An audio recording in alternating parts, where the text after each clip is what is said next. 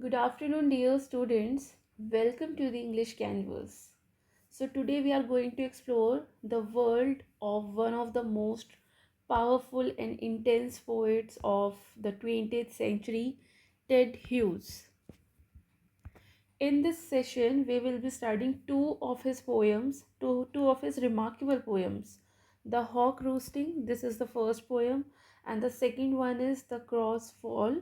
So, both the poems reflect Hughes' deep fascination with the primal instincts of nature and his unique ability to blend brutality and beauty in his poetic vision. So before we begin, don't forget to like and share this video and subscribe to the channel for more such detailed literature lectures. Your support truly motivates me to create more educational content for you all.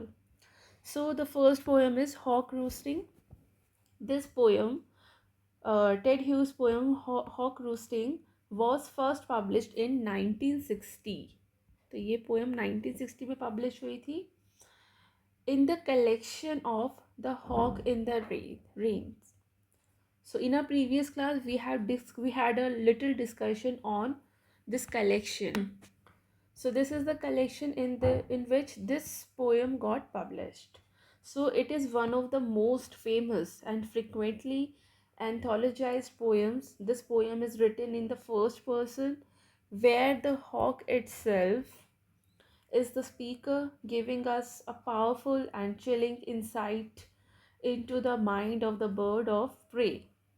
So this poem symbolically presents power, control, dominance, and natural instinct of survival. Through the hawk's monologue, Hughes explores the brutality of nature and the arrogant confidence of a creature at the top of the food chain. Interestingly, critics have interpreted the hawk's voice in two ways. On one level, it hawk's voice is it represents the pure instinctive power of nature, and on another level it symbolizes human tyranny and dictatorship, showing how absolute power can corrupt. So this is the poem's tone. So the poem's tone is authoritative, confident, and slightly menacing, perfectly matching the hawk's personality. A hawk is a creature who believes that the world exists only in its own rule and pleasure. So, in essence, hawk roasting is not just about a bird, it's about the philosophy of power and the ego of supremacy, making it a masterpiece of Hughes' poetic craftsmanship. Right, so we'll read the poem line by line, and we'll discuss the deep meaning behind it, right? So this poem is in first person. चलिए पढ़ते हैं इसको. I sit in the top of the wood, my eyes closed. Inaction, no falsifying dream, between my hooked head and hooked feet, or in sleep rehearse perfect kills and eat. So here in this first stanza, the hawk begins by describing itself sitting at the top of the forest. And this position where he's sitting, where the hawk is sitting, is at the top of the forest. So this is the highest position, both literally and symbolically, right? And its eyes, this one, its eyes are closed, but it's not asleep in ignorance. The inaction. So in the first line, we can understand that the hawk sits in the top of the wood, at the top of the forest. Its eyes is closed, but it is not. The hawk is not sleeping, right? The inaction. This inaction suggests calm confidence. It does not need to move to prove its power.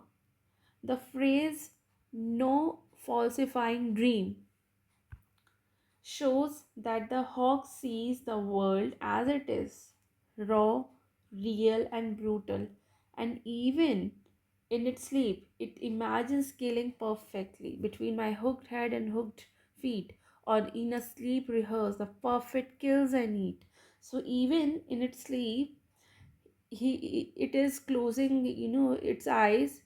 It is in its sleep, but still it imagines, the hawk imagines killing perfectly. This reveals that predatory instinct and supreme self belief, right? Next, the convenience of the high trees. The air's buoyancy and substrates are of advantage to me, and earth's face upward for my inspection. So here's the hawk feels that nature itself serves its needs, because it is the ruler of the nature. That is why he feels like that. The nature itself serves its needs. The high tree, the high tree provides a throne, and the air supports its flight, and the sun's rays, subs rays, sun illuminates um, its domain, right, and are of advantage to me. So um, the hawk believes that the entire world, the hawk believes that the entire world is designed for its comfort and observation. तो जो भी पूरी दुनिया बनी है ये इस hoc के कंफर्ट के हिसाब से बनी है, मतलब क्योंकि ये रूल करता है ना पूरी दुनिया पे। तो जो नेचर है इसको खुद सर्व करती है, और ये दुनिया भी ऐसे ही, पूरा जो वर्ल्ड है वो भी ऐसे ही डिज़ाइन हुआ है कि वो उस इसके कंफर्ट के लिए मतलब हुआ है। And as if the earth itself exist for the hawk's inspection. So the poet Ted Hughes uses the symbolic, uses this to symbolize the arrogance of absolute power, right? And where one believes everything exists for one's own purpose. तो यहाँ पर hoc के character से Ted Hughes जो है वो supremacy, arrogance, ego को define कर रहे हैं। कि कुछ लोगों को कैसा ऐसा लगता है ना कि जो पूरी दुनिया है वो उन्हीं की आगे पीछे घूमती है, उन्हीं के रिवॉल्व, मतलब उन्हीं के आसपास घूमती है, और पूरी दुनिया का जो एग्जिस्टेंस है वो हॉक्स के इंस्पेक्शन के लिए ही है. सो Ted Hughes uses this to symbolize the arrogance of absolute power, where one believes everything exists for one's own purpose, right? Now the next stanza is: my feet are locked upon the rough bark. It took the whole of creation to produce my foot, my each feather. Now I hold creation in my foot. So this stanza reveals the hawk's sense of divine authority. It claims that the entire action of creation was meant to perfect itself. Its claws, its feathers, and its claws, its foot, its feather, it means its wings, its feather, its power. The hawk hold the creation in its foot.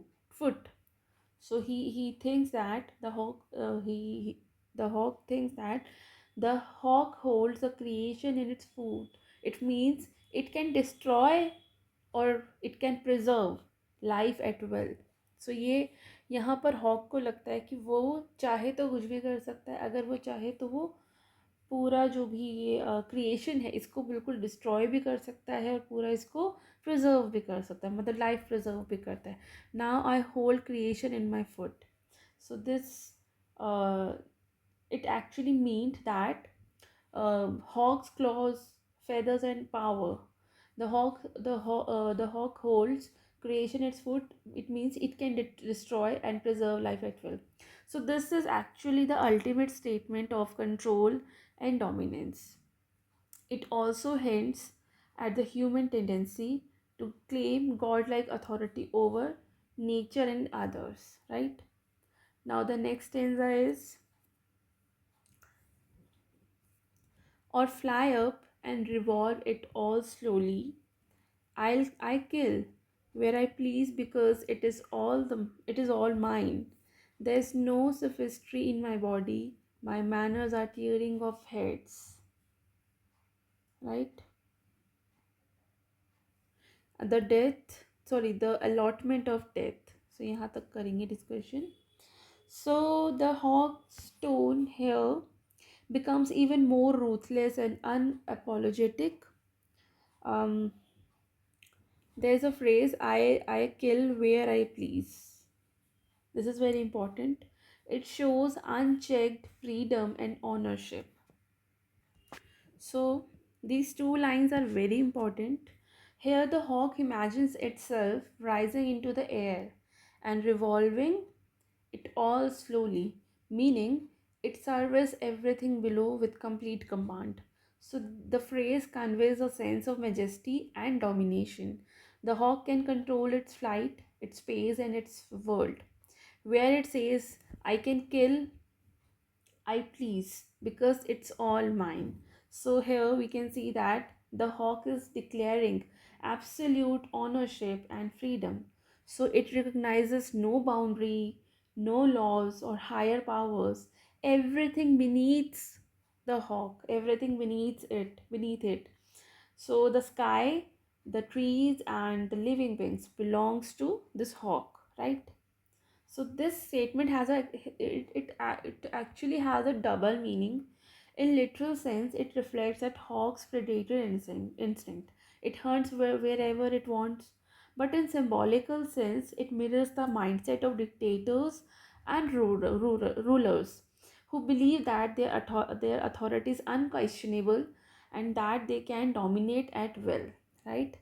This line, there is no sophistry in my body.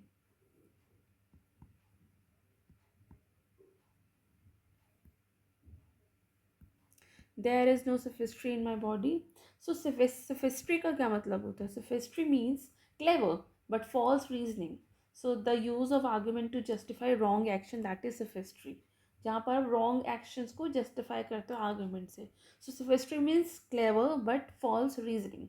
So the hawk proudly claims that there's no deceit or false justification in its being. It does not pretend that killing is wrong or unnatural. It simply follows its instinct, right?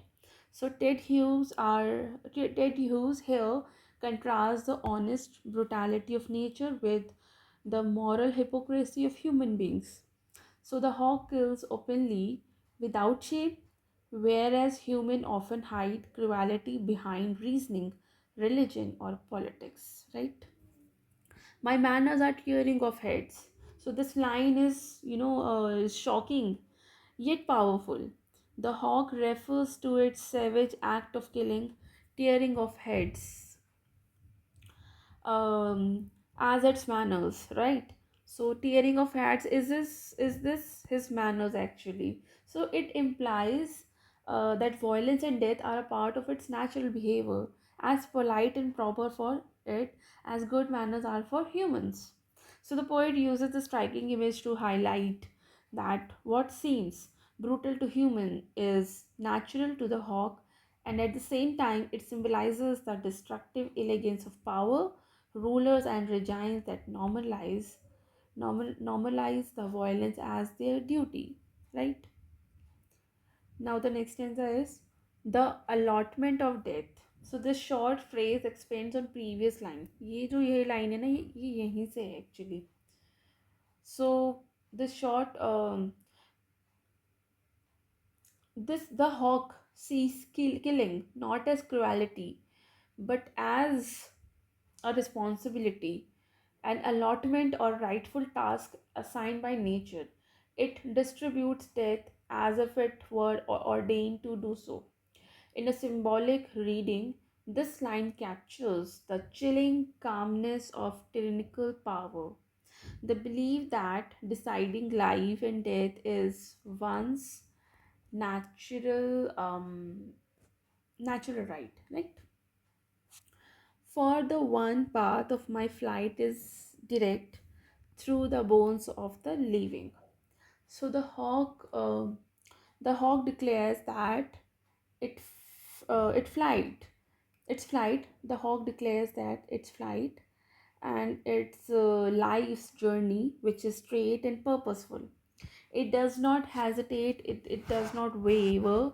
Its path runs through the bones of the living, meaning destruction is inevitable wherever it goes. So the image is fierce and violent, yet it carries deep symbolism. The hawk's direct flight represents clarity of instinct and focus. The bones of the living symbolize the cost of survival and dominance.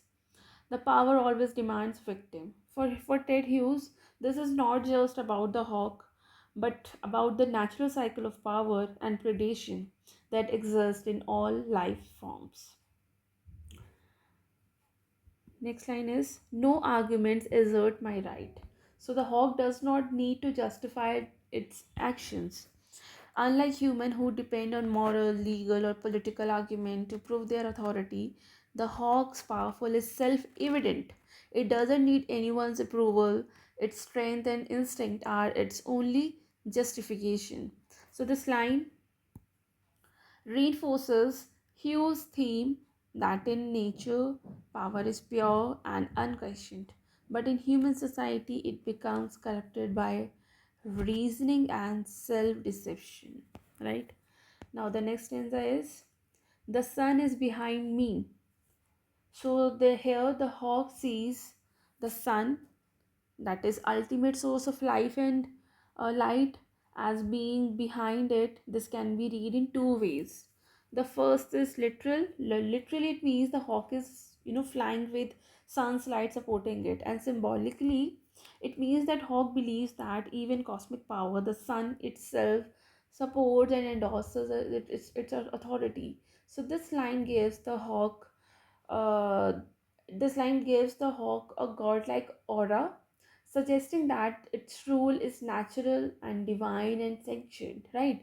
So Ted Hughes masterfully conveys how power can distort and perception, making the powerful feel as if the universe itself is on their side, right? The next line is nothing has changed uh, since I began. So basically,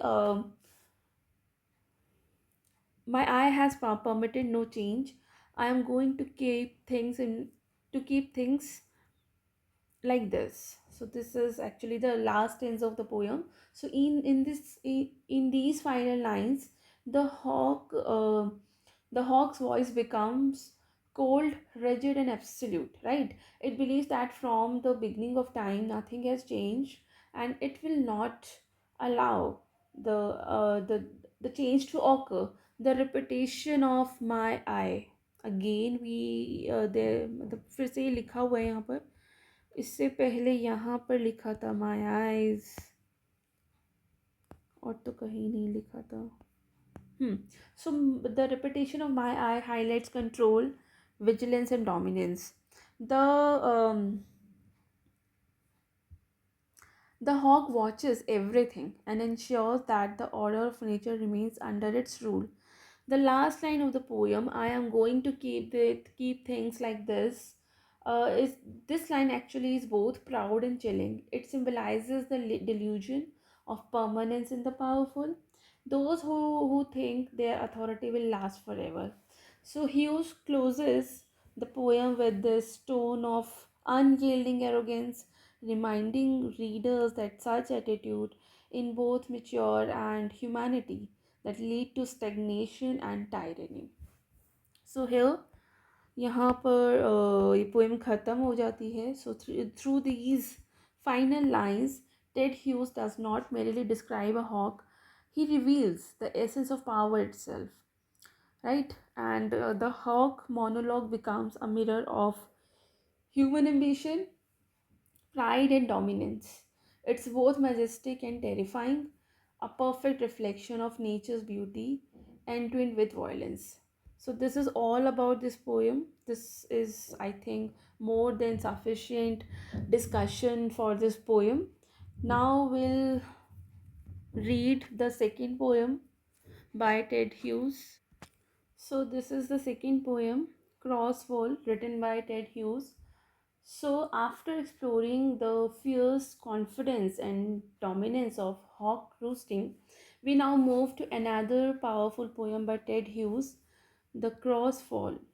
This poem comes from Hughes' famous Crow collection. ये crow collection है hues का, जो कि publish हुआ था 1970 में. So, this collection is a series of dark symbolic poems that center around a mythical bird named Crow. So, the Crow poems mark an important phase in Hugh's poetic journey, while Hawk Roosting focused on natural power and instinct. But this poem, Crossfall, delves deeper into spiritual conflict, pride, downfall, and rebirth, right?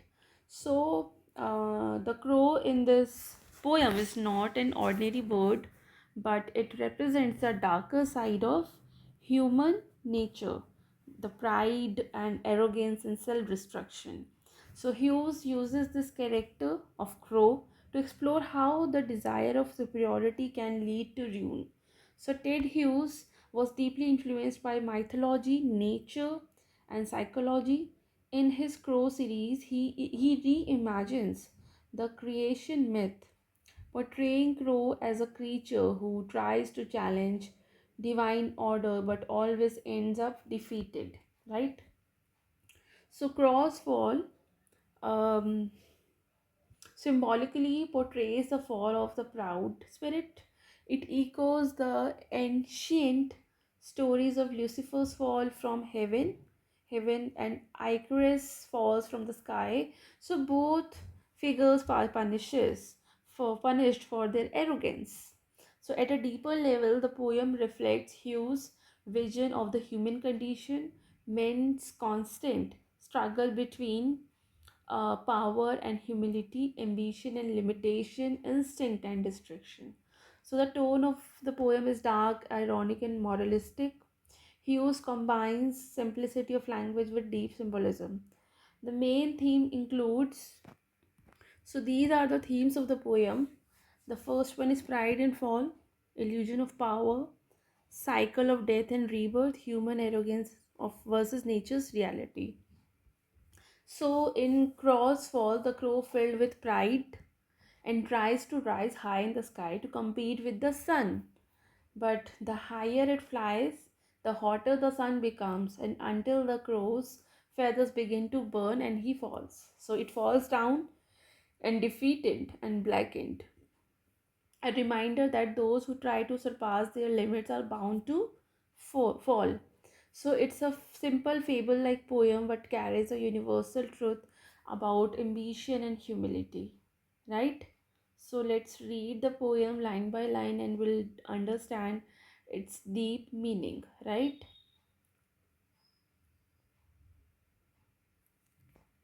तो चलिए poem शुरू करते हैं.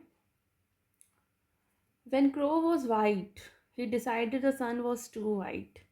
तो ये तब की कहानी है जब क्रो वाइट हुआ करता था.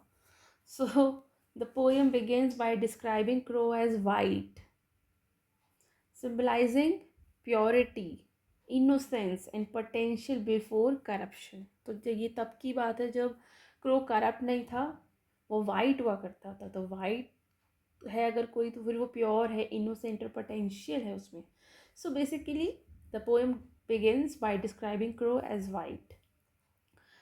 Crow notices the sun's whiteness. He decided the sun was too white. It means Crow notices that the sun's whiteness and judges it too white. और उसने उसको क्या assume किया कि ये तो बहुत ही ज़्यादा white है, right? So it reflects its pride, dissatisfaction and ambition.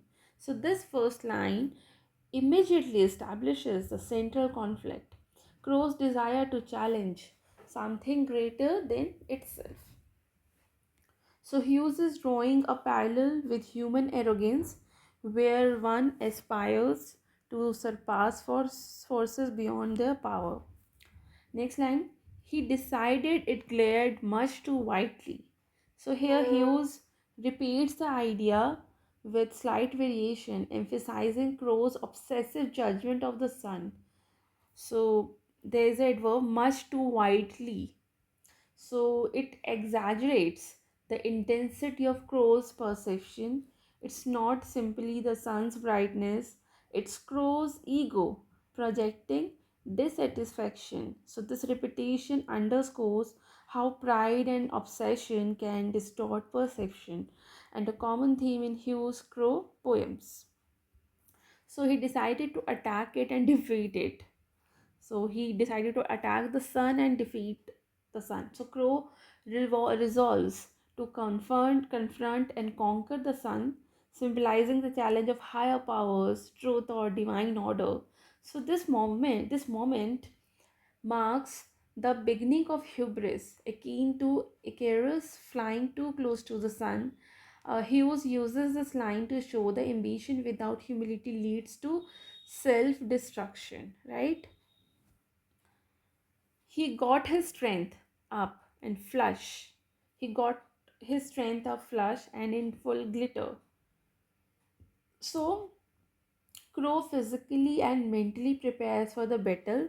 Flush implies energy and vitality, and in full glitter suggests um, confidence, showiness, and pride. So Hughes paints Crow almost like a warrior, dazzling and full of ego, and ready to confront forces far beyond its capability. He clawed and fluffed his rage up. So this line captures Crow's emotional and physical preparation, clawed and fluffed. Clawed and fluffed shows aggressive energy. Rage is made tangible in feathers and claws. It's not just um, it's not just a fight, it's a spectacle of anger and self-assertion, emphasizing how pride manifests physically and psychologically, right? He aimed his break direct at the sun's center. So the crow chooses the most vulnerable and ambitious point of attack, the center of the sun. This line actually symbolizes direct confrontation with ultimate power, not through strategy but sheer arrogance. It reflects the human tendency to overreach, ignoring natural and moral limits. He laughed himself to the center of himself. So the laughter is self-absorbed and egoistic. The crow is now entirely consumed by its own pride and ambition. So the phrase center of himself suggests introspection mixed with hubris. Crow's ego is both the driver and the source of its downfall, right? So Ted Hughes portrays pride as a force that isolates, making Crow oblivious to reveal danger. Unattacked. This is a short and dramatic line, simple but powerful. This is very short, but it is very powerful here. Crow now executes its plan and launching the ambitious act of defiance. The brevity of the line intensifies the action, showing the suddenness and inevitability of the confrontation. तो अब ये attack कर देता है सन पर. At his battle cry, trees grew suddenly old, shadows flattened. So here we can see that Hughes uses hyperbolic imagery to show the magnitude of Crow's arrogance. Trees grew suddenly old suggests time and nature reacting to Crow's pride, emphasizing the dramatic impact of hubris. Shadows flattened. It conveys a distortion of natural order. Everything bends to the intensity of Crow's ambition. So these lines symbolically depicts pride, pride's disruption of balance in natural world. But the sun brightened. It brightened and the crow returned charred black. So the sun representing absolute truth and power, and sun is, unaffected by crow's arrogance, crow's attack. Instead, crow suffers the consequences, and his feathers burned, उसी के पंख जल गए, and he turned black. So the sun is unaffected by crow's arrogance. Instead, crow suffers the consequences. His feathers are burnt and he returns blackened. Black हो गया वो, मतलब पहले जो क्रो वाइट हुआ करता था वो उसके फेदर जल जाने की वजह से अब वो ब्लैक हो गया और आज तक बेचारा ब्लैक है. So he returns blackened. So this is the moral of the poem, that prideful overreaches leads to transformation through destruction. So Hughes emphasizes the nature or higher power is indifferent, allowing the ambitious to learn through failure. He opened his mouth, but what come out of charred black? Even Crow की जो voice है, his expression, his identity is affected after this battle. सिर्फ उसका colour ही नहीं बदला है, मतलब ये जो बैटल हुआ सन और क्रो के बीच में, सन तो बहुत अनअफेक्टेड रहा, उसको तो कोई चोट नहीं लगी, कुछ भी उसमें चेंज नहीं आया. But crow got so affected by this fierce battle कि बेचारा एक तो काला हो गया, ऊपर से उसकी आवाज़ भी बदल गई. सो his expression and his identity is affected now. So Hughes shows that hubris leaves permanent marks, not just externally but internally, and the blackened voice symbolizes the loss of purity, innocence, and previous potential. Up there, he managed, where white is black and black is white, I won.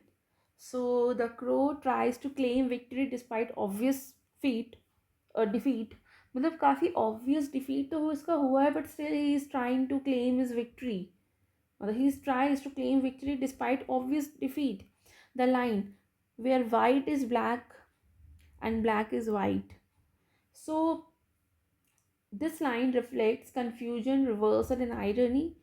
Crow interprets that aftermath as triumph, showing delusion caused by pride. So Ted Hughes leaves readers with dark irony. That is, Crow's perception of winning is completely false, highlighting the blind arrogance of overreaching ambition. So here the poem finishes. So overall interpretation इसका यही है कि Crow's fall is a fable of pride, ambition and downfall, right? So crow पहले white हुआ करता था, अभी वो black हो गया है. It means innocence corrupted pride. Sun जो कि है absolute truth है, divine है, power है, उसके पास reality है, right? So Hughes presents pride as a force that blinds and destroy the poem, and the poem conveys the ambition without humility leads to inevitable fall both in nature and human life. So today we explored two of Ted Hughes' most powerful and thought-provoking poems. The first one is Hawk Roosting and the second one is Crossfall. Through Hawk Roosting, we witness the raw intensity of nature, the predatory instincts of the hawk, and how Hughes masterfully uses the first person perspective to convey dominance, control, and the unyielding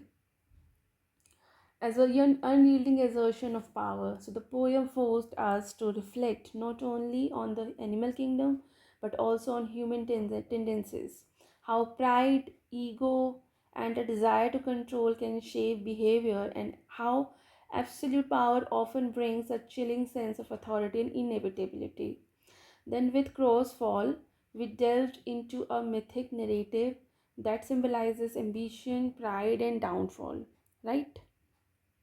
We see how Crow's attempt to challenge the sun mirrors human arrogance, and how nature or higher truths remain indifferent to such hubris. Hugh's use of vivid imagery, symbolism, and the dark irony reminds us that overreaching ambition often results in self destruction, and that delusion can make one misinterpret defeat as victory. So both the poems, though different in narrative and tone, highlights Hughes' brilliance in exploring the complexities of life, power, and instinct. They compel us to reflect on the fine line between confidence and arrogance, the consequences of unchecked ambition, the interconnectedness of nature and human psychology. So the moral and philosophical of dimensions of power, pride, and downfall, right? So I encourage you all to reread these poems, and not the use of imagery, tone, and perspective, and think about the symbolic layers Hughes weaves into his work. These poems are not only about birth, but they are mirrors of human ambition, morality, and the natural order. So, in our next class, we will discuss previous year question based on Ted Hughes poems. This will help you to understand how these themes are tested in exams and how to frame answers with insight, textual evidence, and critical analysis. So, prepare your notes, highlight important lines, and come ready to engage with exam focused discussion and application. So before we end, don't forget to like and share this video and subscribe to the channel if you found today's lecture helpful. Your support motivates me to bring more detailed lecture analysis and lectures right to your screen. Remember, Hughes teaches us that the natural world and human life are governed by power, pride, and consequence, lessons that extend far beyond the poems themselves. Thank you for your attention today. I look forward to seeing you all in the next class, ready to tackle those previous year's questions together. Thank you.